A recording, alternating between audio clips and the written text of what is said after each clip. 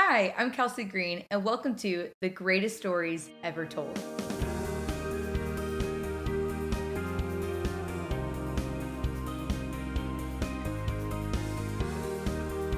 Welcome back to another month of Home Groups as we take a dive into the parables of Jesus. These are truly the greatest stories ever told. And if we will allow ourselves to study these parables, we will learn some of the greatest truths about this life. This month, we are studying the parable of the workers in the vineyard.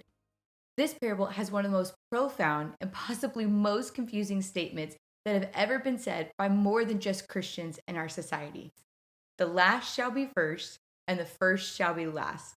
We love to quote it, sounding wise and humble, but let's be honest, this phrase does not make sense or match up with the way we've been raised or taught how society works. You work harder than others at your job, so you expect the big raise or bonus at the end of the year. You put in the long hours, and you expect the right compensation for all your hard work. And if we are not treated or paid what we feel we deserve, then we go to the next place that will give us more money or more time off. Sometimes this is justified, but take a look at society and we easily associate someone's value with their wealth. However, this parable of the workers paints a different truth that all employees, no matter their length of time, were all paid the same. Many of the early workers grumbled and complained, but the master was not unfair to any of them.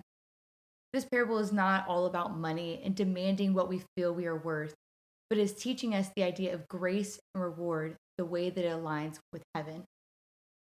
Are we treating God like a divine employer, telling him what we deserve, more blessings, more healings, more of him than another person does because we go to church more, we read the Bible more, we volunteer more?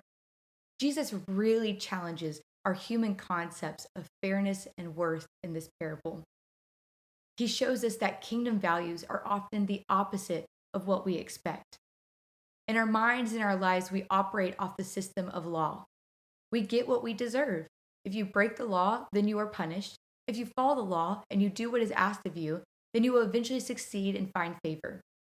But God operates off the system of grace. God deals with us according to who He is, not according to who we are. This is foreign to us.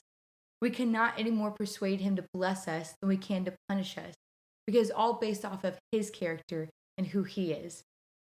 However, living under grace is sort of a two-edged sword. Under grace, we can't come to God complaining, "Don't I deserve better than this?"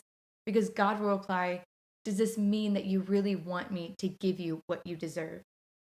Grace does not always seem fair to us, but God's grace operates righteously always. Living under the shadow of God's grace should give us hope, security, and confidence in this journey of living for Him.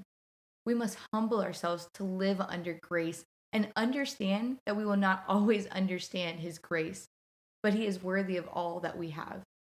With your home group, you would discuss the beauty of God's grace, but also examine how our daily lives under the system of the law is very different.